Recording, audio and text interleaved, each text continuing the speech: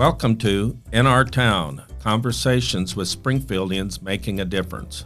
I'm your host, Tom Carlson, publisher of the Springfield Daily Citizen. If you'd like to comment on this episode, our email is inourtown@sgfcitizen.org. We'd love to hear from you. My guest today is Dr. Grenita Lathan, the Superintendent of the Springfield Public Schools. Her job is not an easy one. The Springfield school system, with 24,000 students, is the largest in the state. And with that many students, there are probably just as many opinions about how our public schools should be operated. But Dr. Lathan is no stranger to the task. Before coming to Springfield in 2021, she was superintendent of schools in Houston, Texas, which was one of the largest school districts in the United States. She joins me today to talk about her goals for our students in Springfield and how she plans to make them a reality. Dr. Lathan, welcome to In Our Town. Thank you. Thank you for having me. Well, it's my pleasure. Why don't you tell our listeners a little bit about your personal journey and how you ended up being the school superintendent in Springfield? My educational journey or professional journey started the traditional way. I was a high school business education teacher.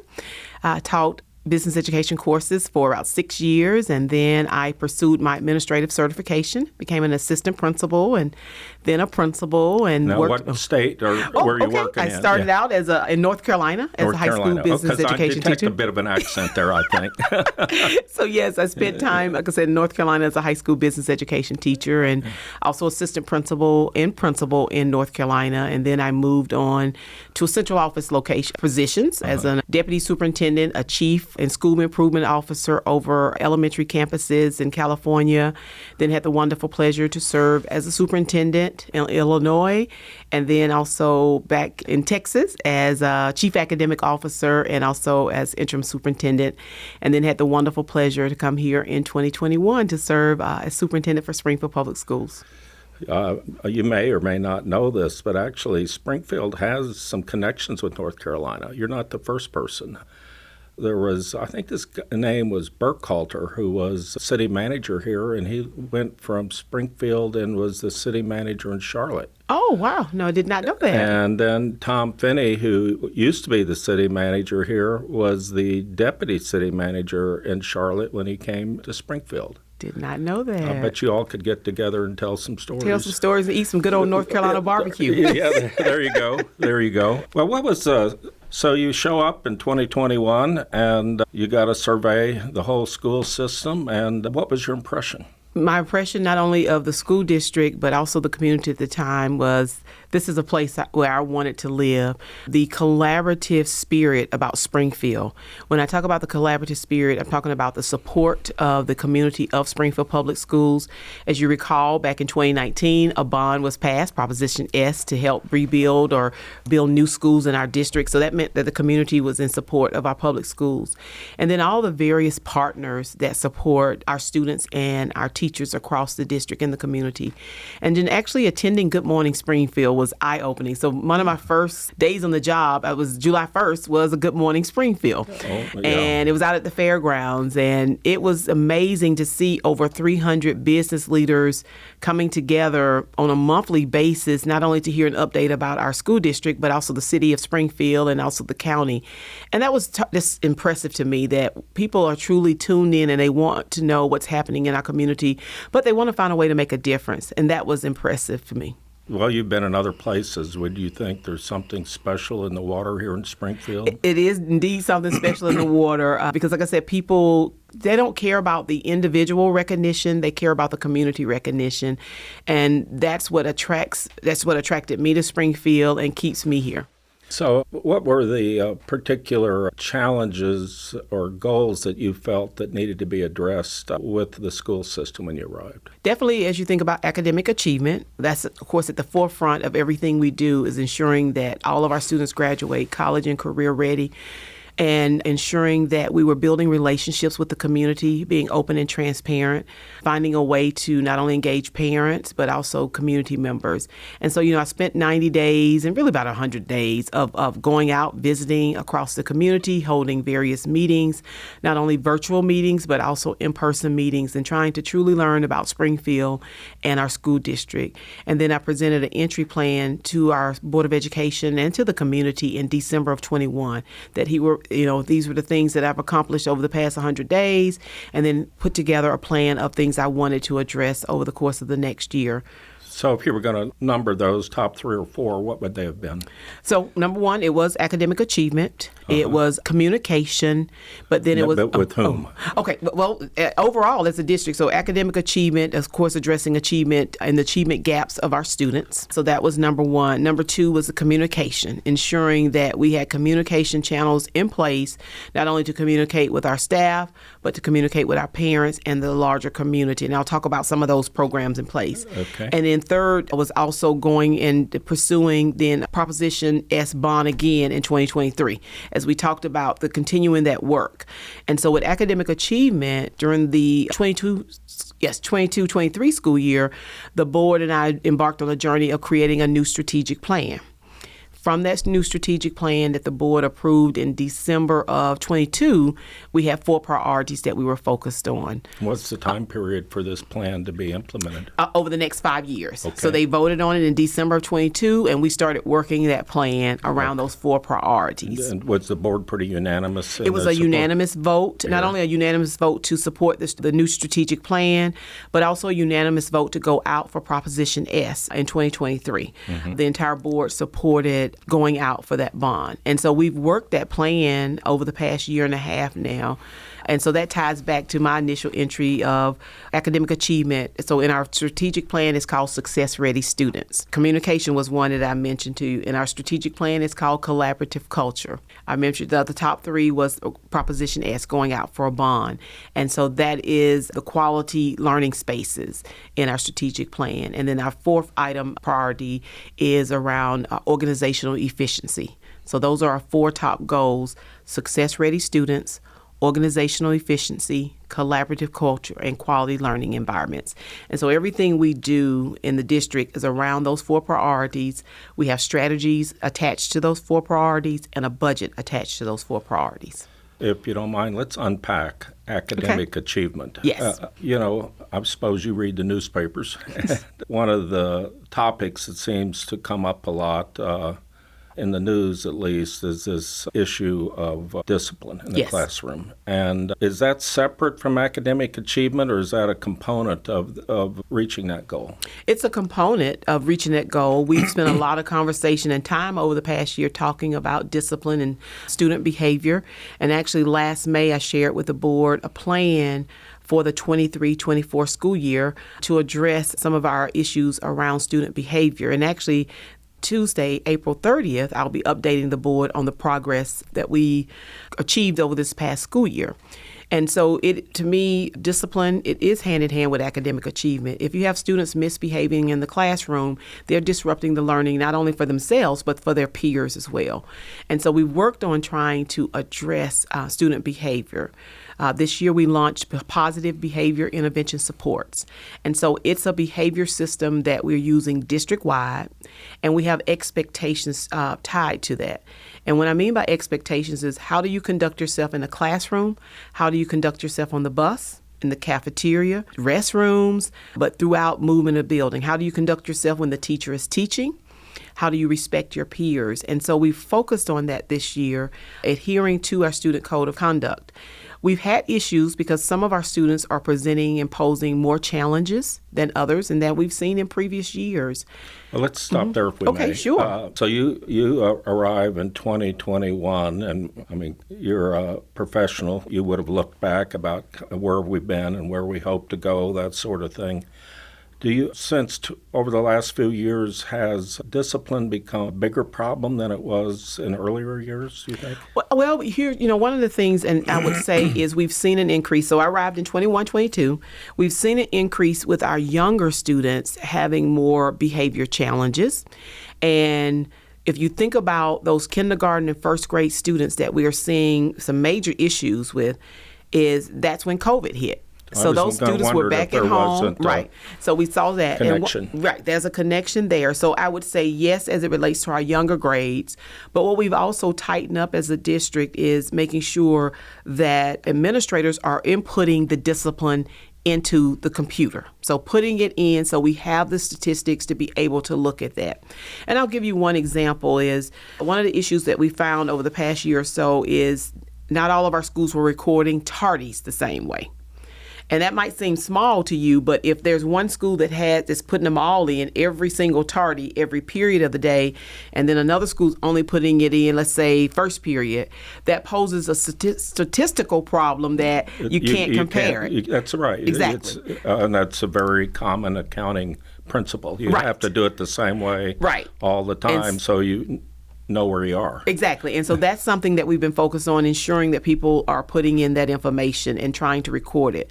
Another thing that we improved on over this past year is our bus referrals. They were handwritten in the past. So they were not getting put into the computer in a timely manner. So you're seeing an increase if you look at our statistics of discipline infractions, because the information is now going into the system. So let's pause there. Let me make sure I'm understanding what you are saying. Are you saying that just the situation maybe got worse, or are you just saying the reporting got better? I'm saying, well, that's a good way to ask that. I believe the reporting got better, but I do believe we have some students that have some increased behaviors, okay? Because I don't want to discount that, because we are seeing things play out more, like I said, especially with younger students acting out. But we're seeing some students that pose some challenges, and some of those challenges are mental health challenges that we're also seeing play out. And so some schools have seen a spike in student behavior, others have not. And so I don't want to discount that we do have some students experiencing some challenges. And so last year, one of the ways we wanted to address that, or really this year for 22-23 and continuing, is we added what we call focus classrooms to all of our elementary and K-8 campuses. And so a focus room is a place where students can go to address the behaviors that's causing them problems and causing problems in their classroom, so preventing them from learning and their peers. So they're able to go to that particular classroom, work with a caring adult to get their behaviors under control, and then return to their classroom. And well, so I want to come back to this mental health issue. I think it's a big deal. And, I've been around a long time, and I apologize for not being better informed. But so help me here. On this discipline issue, I mean, there's going to be policies coming down from your office about how things are supposed to be handled. But to what extent is there discretion between the principal at this school versus the principal at that school on how to apply things? Oh, that is a great question. And thank you for asking that, because there is discretion. So we have a student handbook. And in that student handbook, it outlines various infractions. Here's what happens if you do XYZ. And it gives principals a range of decisions or consequences that they can administer. But you're right, that building principal has the discretion to decide whether it's 1 day out of school suspension or in school suspension or detention. They have that discretion across the entire district.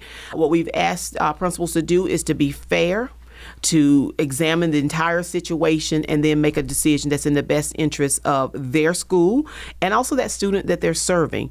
And so that's where you've seen or heard some chatter around people saying, well, discipline is not fair across the district because this school is doing this and this principal is not doing that. But they also look at the entire child. They look at the picture of that child and what that child needs, and they take that into consideration when they make a decision. What I've shared with principals this school year is to make sure, though, that they're going back to the staff member. Most times it's the classroom teacher that's writing that referral and holding a conversation with them, explaining to them why they made that decision around that particular consequence. Because I think part of it has been a communication gap, that they don't circle back and say, you know, Grenita, I made the decision to give this person 1 day out of school suspension as opposed to 2, and here are the reasons why. And so that's what we're trying to work on with our principals, but they do have the discretion on their campus to make that decision. Well, you may have heard of this guy. You may have. He's a well-known psychologist at New York University called Jonathan Haidt? I don't think so. Okay. Well, he just wrote a book that's got a lot of chatter going right now called The Anxious Generation, How the Great Rewiring of Childhood is Causing an Epidemic of Mental Illness. And a couple of statistics. I'm pulling up the article I read. It says and this is the point the man's making in this, and because I want to get your reaction to this, is that with the rise of cell phones, there was a corresponding rise in mental illness. And he says between 2010 and 2024, major depression among teens went up 145% among girls, 161% among boys. And there was a rise in disorders related to anxiety as well. And he also says the rate of self-harm for young adolescent girls nearly tripled from 2010 to 2020. And then in his suggestions for reforms, he says that there should be no smartphones before high school, only basic phones with no internet capability, no social media before 16. All schools from elementary through high school should be phone-free zones, and that students can store their phones in the lockers, and that they should bring back unsupervised play. Only in that way will kids naturally develop social skills and become self-governing. So and you're a professional, and I thought it's interesting as a layperson, maybe just a general reaction to his observations. Well, we've heard a lot about cell phones and social media, and so I can truly understand where he's coming from. I think it's a parent's decision of what type of cell phone or device that they give to their particular child. We do have in our student handbook a policy on electronic devices, including cell phones, and across our district, schools, some schools more than others have said put those phones in your lockers, or they need to be in their backpacks during class time. Some schools do allow students to use it during lunchtime. Now, excuse me, when you say some schools, you mean some schools in the Springfield schools? In our district, right. They have their policy. So the policies that one school can do it one way and another one can do it another. Right, and we've heard pros and cons on both sides. And actually, I was with a group of high school students yesterday, and I mentioned that to them, being able to utilize what are their thoughts on banning of cell phones completely in the district. And believe me, it was a lot of chatter from those high school students that definitely were not in support of that. And you don't want to let them vote on it. No, you don't want to let them vote on it, and some of them will become voters soon, I tell you. And so like I said, we've addressed it. We've heard a lot about it. And like I said, encouraging principals to exercise the right to say and support teachers in the decision for cell phones to be out of the way. The only thing about the unsupervised play this day and time, I don't know about that. So many things have changed, but I understand what he means about students being able to play and interact with each other. I think that's social skills sometimes are lacking now because students are so engaged with the device. But I think it's about screen time and limiting screen time. That's something we have done over the past several years in the district, especially as it relates to our elementary students. We no longer send all devices home with our elementary students. They can check out a device with their parents' permission. So the parent would send a note to the school saying they would like to check out a device. So we don't send them home anymore for elementary. And then middle school also, same thing. We're not sending them home, but they can check them out to be able to use them for homework or other resources. So can kids take their cell phones into the classroom? They can take them into the classroom, and then there should be in their backpacks or their purses, but they should be out unless the teacher is allowing them to utilize it for some type of instructional activity. Why shouldn't there be a consistent policy district-wide rather than letting one school do it one way and one school do it the other? I mean, I think that's a great question, but I go back to the discretion of that particular campus and the administrators on that campus to make the decision that's in the best interest of their particular campus. And I have to say that because oftentimes people say we forget when we move to the central office how it feels to be a teacher or how it feels to be a building principal. And so I've sat in those seats, and so I know how it feels sometimes when things would come down from the central office. And so what we ask principals to do, and teachers also, is to follow that handbook. And the handbook says that the device can be on campus, but it should be put up. And so that's what they should be doing. But I leave that to them to make that decision. Our country was founded over 200 years ago on the idea of federalism, the idea that, we have a central federal government, but each of the states is sort of left to its own devices and can be its own laboratory for experimenting, trying this, trying that, and rather than having one monolithic approach, we'll see what works here and what doesn't work and that sort of thing. It sounds a little bit like you all are Federalist. Like I said, we are allowing the principals to lead their campuses and to make the decisions that are in the best interest of the students that they serve.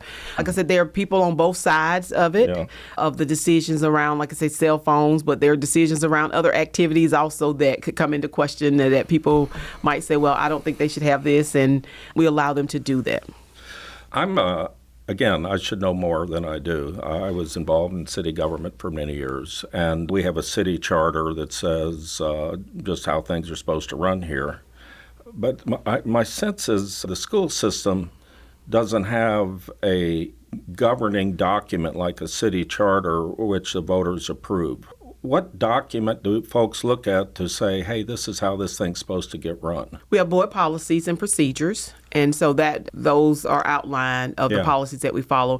And a lot of our policies and procedures are based on state statute and also federal law based on funding. Comply with all that. Yes, we have to comply with all that. Okay, so I was surprised when I heard this, and I've heard, yeah, that's right, and I've also heard, no, that's wrong, so you can tell me. But when I had this group, what do they call themselves? Take Back America, I think or Back on Track America, that's what it was, yeah.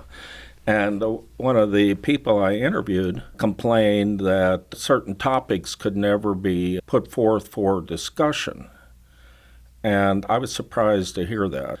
They claimed that you couldn't ask for something to be put on the agenda for discussion. Can you tell me what the process is? If I'm a board member and I want to talk about something, what's the process for getting that up for board discussion? So if a board member is interested in a particular topic, they email the board president and I for the topic that they want to discuss, and then the board president, in collaboration with me, as we look at our calendar of items that need to come before the board for them to vote on, when that particular item would get added to the board agenda. We have done that at board members' request to add items. There are certain times of the year that there are certain items that the board needs to vote on to be in compliance with state statute. And then it's based on other topics that generate at the board table. You might have a majority of the board say, I'm really interested in talking about XYZ. And then we look at the calendar or the agenda and say, okay, at this next agenda, we only have, 3 items that we need to spend discussion on. The rest can be consent. So that a topic would 9 times out of 10 get added. But there is a process in place, and that's I'd say almost every board member, it comes up, board meeting, where board members are reminded of what that process is. So let's say I believe in a bigger, I'm trying to come up with something, more football games or something, and I want to put it on the agenda. Is it just up to you and the board president whether I can even put it out there for a topic? Or Yes, they send it to us, and that's just so it's of our awareness. So when we meet, we look at the agenda, and then the board president adds it and just tells them what board meeting it will appear on. But will it get up on the agenda? It gets on the agenda. The That's ones that we've received. Point. Yes, it is. The ones that we've received have gotten on the agenda. Like I said, we just received one last week, or actually maybe even this week, and it'll be on the May agenda for a topic from a board member. Well, again, I'm just comparing from my experience when I was on city council, and somebody would want to talk about something, and there wouldn't be any support from anybody else, And so Mrs. Jones would say, I want to talk about trash complaints on North Springfield. And we would say, okay, is there a second to put it on the agenda? Yeah, fine. If there's not, then you know what? Nobody wants to talk about it. So is it they don't have to have a second. Like I said, if it's a topic whether it depends on if the topic takes staff time. So if it's a topic that you want to talk about that takes time for research, then once again, that's calendared out. If it's a topic where the board member says, we just want to just talk about it without any prep work, then like I said, it just gets calendared on the agenda. We'll be right back after this short break. Hi, I'm Jack McGee, the government affairs reporter at the Springfield Daily Citizen. I grew up in the Springfield area, lived in Greene County my whole life. Willard specifically, then moved to Springfield a few years ago, where I attended college. I've been with the Springfield Daily Citizen since I graduated here at Missouri State University in 2022, which was the year the Daily Citizen launched. Started as an intern and been here ever since. My days don't always look the same, but often I attend government meetings and speak with a lot of our local government officials and comb through various government documents to find stories that the public should know about. It's important that our readers know about what's going on in their local community and how their tax dollars are being spent. The most rewarding part of my job is just the opportunity to learn something new every day, something I didn't know the day before, and being able to share that with our readers and the public. So, the big picture, big goal is student achievement. And I know one of the things I saw, I think, in one of the bios I read about you was you're focused on testing. Well, I guess we're mandated to do that anyway, aren't we? Right. How are the statistics looking? So we are making progress. Last year, state of Missouri changed their accountability. So basically how they score and rank districts as it relates to students' MAP scores and their EOC scores. What's EOC? EOC, end of course grade. So think about high school when you take your English language arts assessment, you take a biology assessment or algebra assessment. Okay. And then it's MAP for our 3rd through 8th grade students.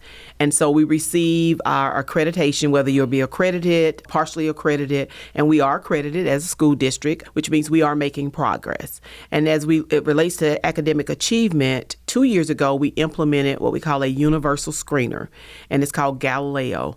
And we administer that 3 times a year. So I don't want to just wait to May to find out how our students have done all year based on the MAP assessment. And so we implemented that. We give that assessment at the beginning of the year, the middle of the year, and at the end of the year. And so that shares information with us to tell us if we've been able to grow a student academically throughout the school year. So we'll look at their Galileo results. We'll also look at their MAP results. And then that helps us paint a picture of what supports does that student need. Do they need to come and participate in Explore, which is our summer program?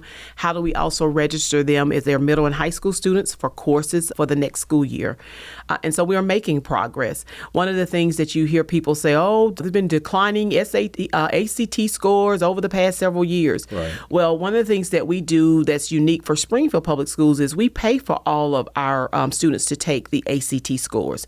And in some districts, they don't necessarily do that.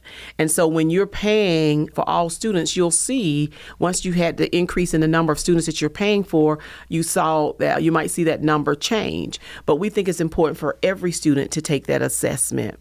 And so as we continue to focus on revising our curriculum, ensuring that we have the right resources in place, resources for our teachers and also the resources for our students, we will continue to see progress and we'll continue to make progress. So if you were going to look at test scores over the last 2 or 3 years, using that set of metrics, are things improving? Things are improving. They're improving at various grade levels. Right. So you think about how far you have to go with some students versus others. One of the areas last year that we needed to focus on for this year was like government for our high school students. We've seen our 3rd through 5th grade students, they're making progress as it relates to English language arts. We saw an increase in our math scores at our middle school. So you're seeing it in different places. For me, I want that to be consistent from 3rd grade all the way up through high school. And so that's why we've provided an intense focus on professional learning for our teachers. And we're trying to make sure we're drilling down to individual students and what they need to be successful. Yeah, well, so let's talk about teachers. My impression from reading newspapers and school districts across the country that there are more teachers leaving the profession than coming in. Is that generally true? We're seeing the statistics go down as far as the number of students that are in student teaching across the board. Like you said, not only in our community, but across the country. And so we are trying to work on a recruitment program. We have a future teachers program with Missouri State University right now, where we're encouraging students that have attended graduated from an SPS high school to enter into teaching. And so in support, in collaboration with the Missouri State University, we help with tuition support and resources and professional learning. So we were excited to see that program grow and to be able to have more student teachers and then they move into teaching to join Springfield Public Schools. Why do you think it's getting harder to recruit teachers? I think overall, number one, just the changing dynamics of the vast needs of students, what students need academically, what they need behaviorally, and what they need mentally is posing a challenge for people pursuing that. I'd say the pay. Honestly speaking, we are one of the highest paid districts in the region for beginning teacher salaries, but we're not where we would like to be either.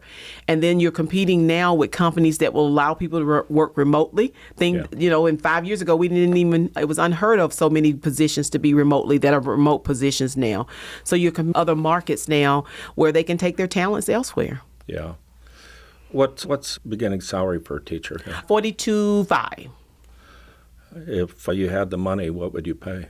If I had the money, you'll get me in trouble and here. Next question is probably so. Next question is that where you would spend it? You know? Yes. Let me say this. I would love for the state of Missouri, in their funding for school districts and beginning teachers, I would love for them to start at about $65,000 a year. As a base. It's for the state of Missouri to make it clear. You remember what state we're in here, don't you? I know. That's why I want to make sure everyone understands we're in Missouri. We are the show me state. I'd like for them to show me. Show me the money. Show me the money. That's good. I like that. That's good.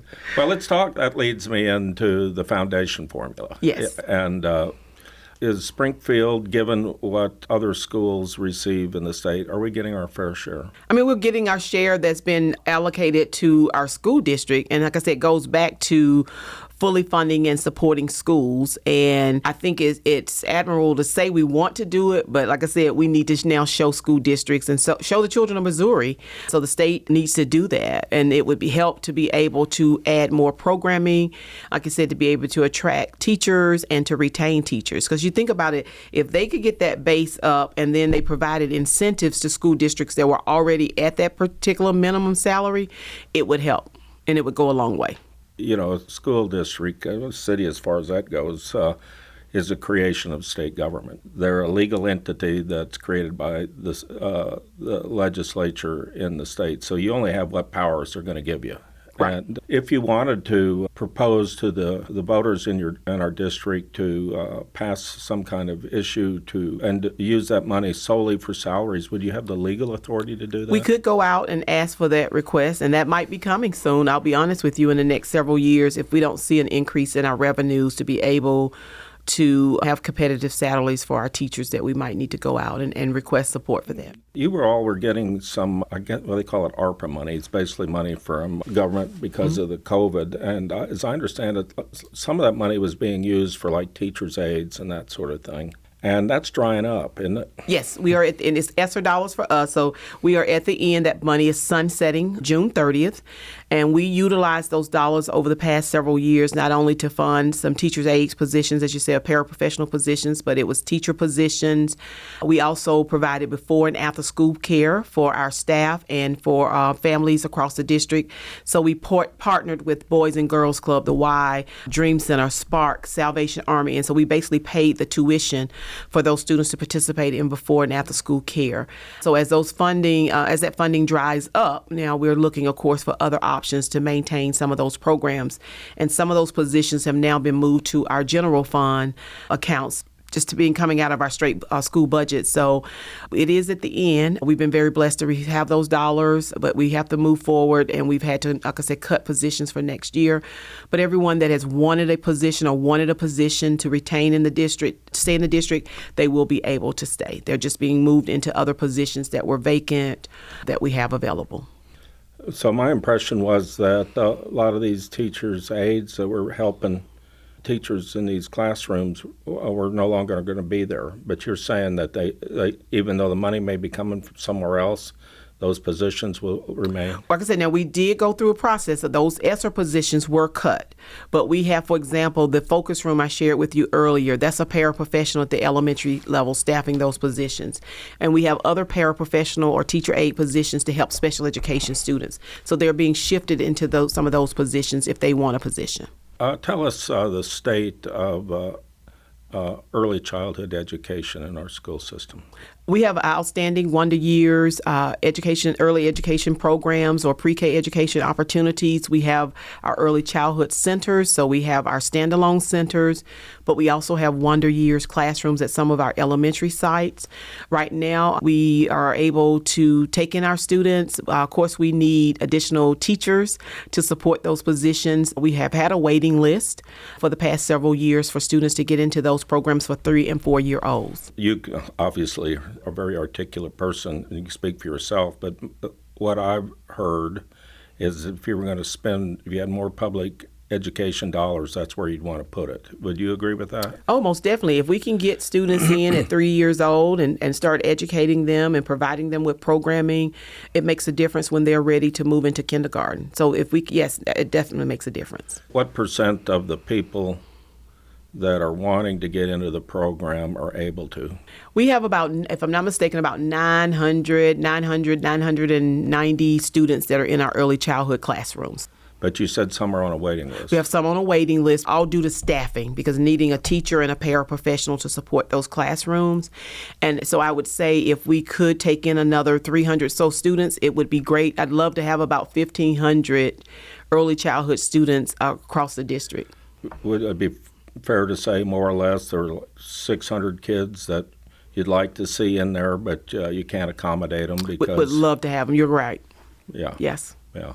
You know, there's this thing that they talk about, the demographic cliff, that there's going to be fewer, the colleges particularly, they're concerned about it because the young population is shrinking. And so there are going to be fewer kids going to college and presumably fewer people in public schools just because we're producing fewer babies. And then you also have competition from alternative schools, you know, these faith-based schools, these homeschooling. Number one, I guess I'd ask if you generally agree with that observation, and if so, how is SPS going to adjust to that reality? Well, number one, the way we've adjusted to that reality is, you're right, there are options for students to be homeschooled or to attend private schools. And our adjustment is making sure that we have a number of choice offerings and traditional offerings available so to meet the needs of individual students and parents. And so that's how we're adjusting. We're also adjusting, like I said, focusing on academic achievement, ensuring that we're providing a quality education to the children in our care. And you do that through quality programming. And so it's just like any other business. When you're competing against another business, right, and you're competing for customers, you try to make sure you have the best product available. And for us, our product is ensuring that, like I said, students are succeeding and doing well. Back on the teacher thing, it seems like at least the leader of the teachers union doesn't always see eye to eye with the administration. What's at the heart of that disagreement? Well, I would say the heart of not seeing eye to eye is the lack of respect that is demonstrated at times. And for me, to be clear, I have no problem working with the entire leadership for SNEA. The concerns have been how interactions have been with the leader. But I stand ready to continue to work and do what's in the best interest of all the teachers in our district. And I think people forget that over the last several years, even though there might have been some not seeing eye to eye, I've still made recommendations to the board that's in the best interest of teachers, improving teacher salaries, improving our paraprofessional salaries. So those bargaining units, making sure that those increases have been there and affording them that opportunity. And I will continue to do that because at the end of the day, it's not about one individual. It's about what we need to do to best serve over 3,800 employees. And so that's where it is. It's making sure that, you know, there are things that are going well in the district. There are areas that we need to improve on. So I stand ready to continue to do that. So again, if you were queen and could wave your wand and you could increase your budget by, let's say, 10%, and you had discretion to spend the money where you thought it would do the most good, what would you use it for? Of course, like I said, teacher salaries, but I'd also use it for our lowest paid employees, those salaries, as you think about our cafeteria workers, our custodial staff, and then, of course, enhanced programming for our students, being able to have more opportunities. I go back to these past 3 years where we've been able to provide that before and after school care at no cost for our families. So being able to continue something like that would be great. Having mental health counselors on every campus, a truly certified person that has that mental health certification. That's Right. how I'd spend that money. Well, one of the things, and you alluded to it at the beginning of our interview, Dr. Lathan, is this is a town that believes in collaboration. And I want to commend you for all the initiatives that I've seen in terms of working with the other big institutions in town. I think it makes a big difference. Frankly, I think that's what people expect here as well. I'm about at the end here, but I want to give you an opportunity to bring up anything that you wish I would have asked you about if I forgot to talk about something. I would like to just make sure our community understands and knows that it is an honor to serve as the superintendent for Springfield Public Schools, and it's an honor to be a part of this great community. What I think people oftentimes don't know, they see a lot of the noise going on, is that our board and as a team, we are focused on student achievement and student outcomes, and we are going to continue to work together to ensure that every child receives a quality education. Well, I want to thank you today, Dr. Lathan, for being my guest on In Our Town. Thank you. Thank you. It was fun. Thank you. That's it for this week, and many thanks for listening. If you'd like to listen to other episodes, you can visit the Springfield Daily Citizen website at sgfcitizen.org/In Our Town, or subscribe wherever you get your podcasts.